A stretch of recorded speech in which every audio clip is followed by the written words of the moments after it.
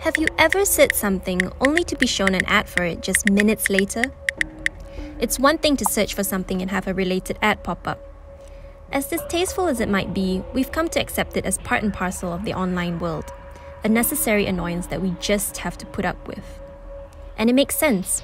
Putting up with it means reaping the benefits of Google's powerful predictive algorithms and Amazon's seemingly prescient recommender systems.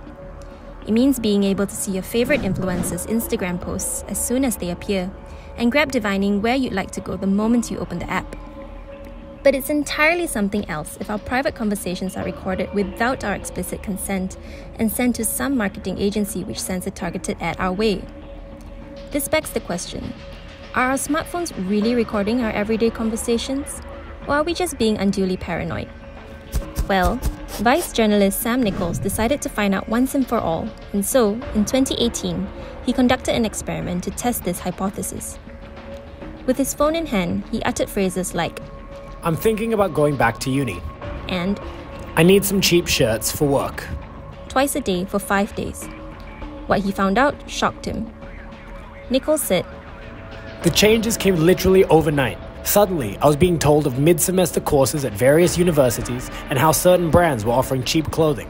The whole thing was eye-opening and utterly terrifying." He further added, "For your smartphone to actually pay attention and record your conversation, there needs to be a trigger, such as when you say, 'Hey Siri' or 'OK Google.'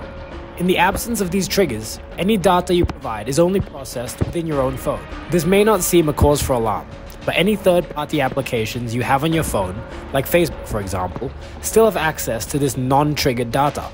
And whether or not they use this data is really up to them." And that's the key point. The fact that most of our private data that only we should have ownership over and access to, have been taken out of our hands and placed in those of today's tech behemoths, third-party app developers, or maybe even malicious actors out to profit off our ignorance of and apathy over data privacy. Now, before you panic and decide to flush your phone down the toilet bowl, it's worth noting that when Northeastern University researchers tried to verify this, they couldn't find evidence for it. They tested 17,000 apps and found no evidence of voice data being collected and relayed when voice assistants such as Alexa, Siri, and Google weren't explicitly activated. But hold on.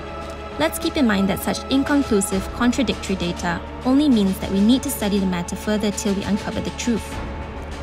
And even if we assume that our technological big brothers or their tools aren't snooping on us, it pays to heed the advice of Theresa Payton, former White House Chief Information Officer, who says, "You should assume that either through a glitch or malware or by design, you will be listened to. You could have your picture taken.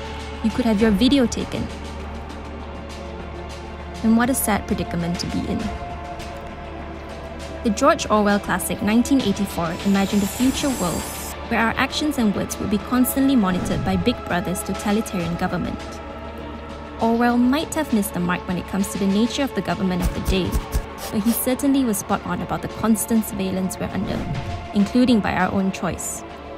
And who knows how this treasure trove of data could be subverted and used for malicious ends. Let's hope it doesn't happen, but you certainly wouldn't see me betting against it.